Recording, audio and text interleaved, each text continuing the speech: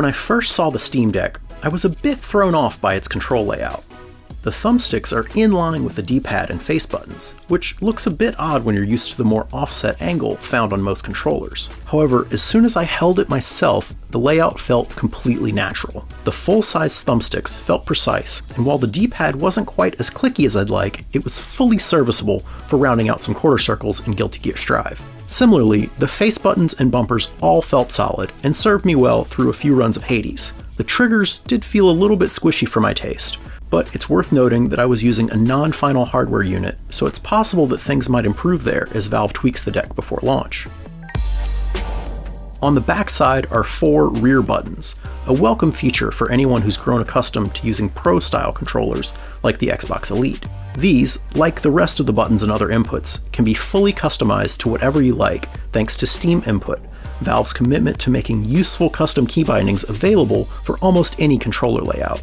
Underneath the thumbsticks are one of the deck's standout features, 2 precision trackpads, which give you access to mouse controls for games that don't play well with a controller. The trackpads here are an evolution of the same technology that we've been working on since the Steam controller days and experimenting with internally. You also have seen some of our trackpad work as part of the Index controller, for example.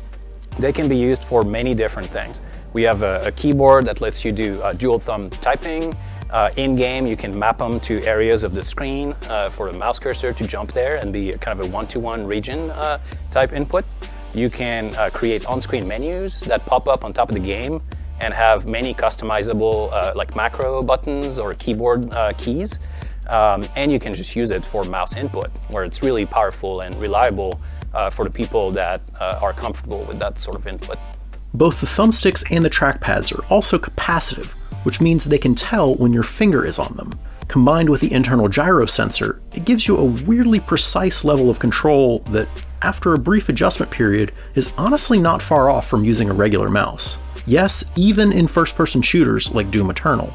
Finally, the 7-inch screen is touch-enabled as well, giving you yet another option for controlling your games.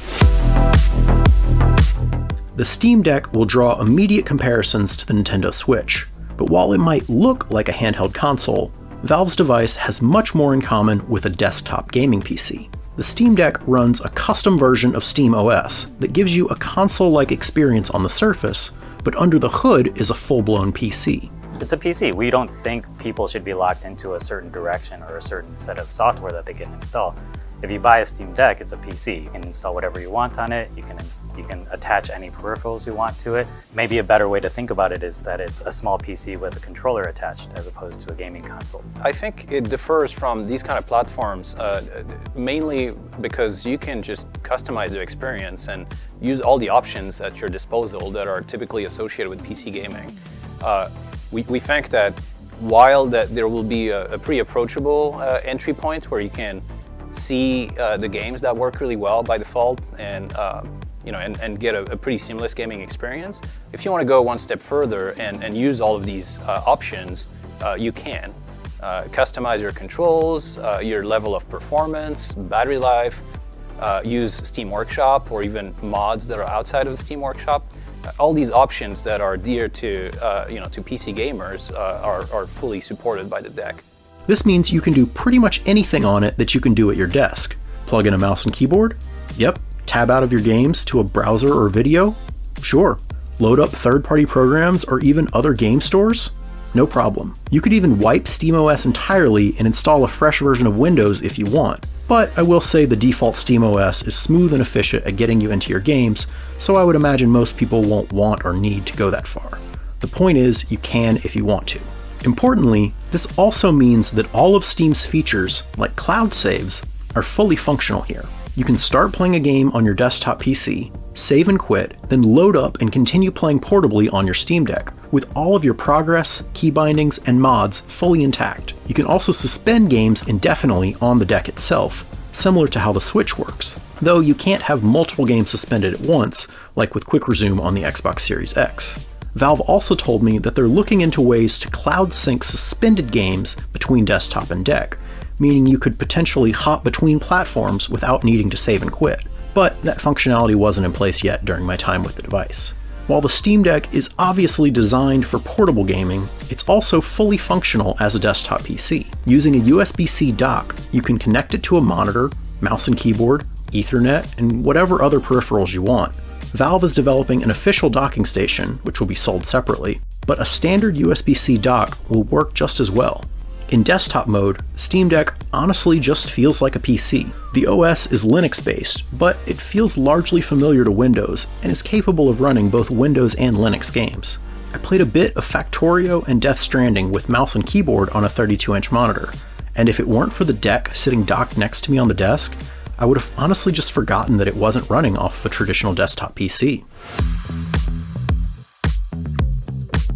Of course, a PC gaming device isn't worth much if it can't play games well. But worry not, in the power department, the Steam Deck is no slouch.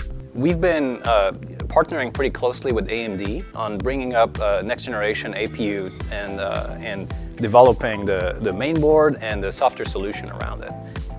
It has like 4 cores of Zen 2 architecture CPUs with SMT enabled, so up to 8 threads. And the GPU is based on the very latest AMD RDNA 2 architecture, which supports all the latest features like ray tracing and variable ray shading. The total APU combined power is about 2 teraflop, which should let people play the games that they have in their library without issues at 720 and provides lots of horsepower to that effect.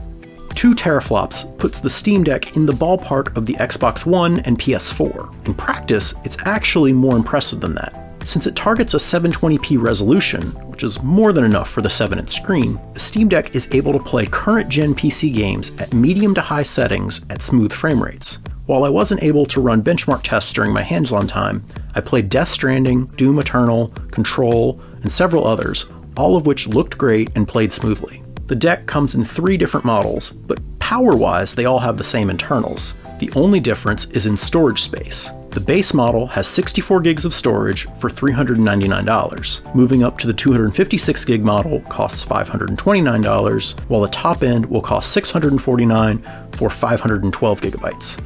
All 3 storage devices are SSDs, however, the 256 and 512 gig models use an NVMe drive for even faster load times. And while the internal storage itself can't be upgraded, there's an SD card slot to expand your storage even further, which games can be installed onto and played directly off of.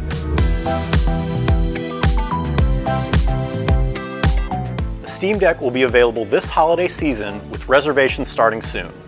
We've got a lot more coverage planned all month long, so for all that and more, keep it right here at IGN.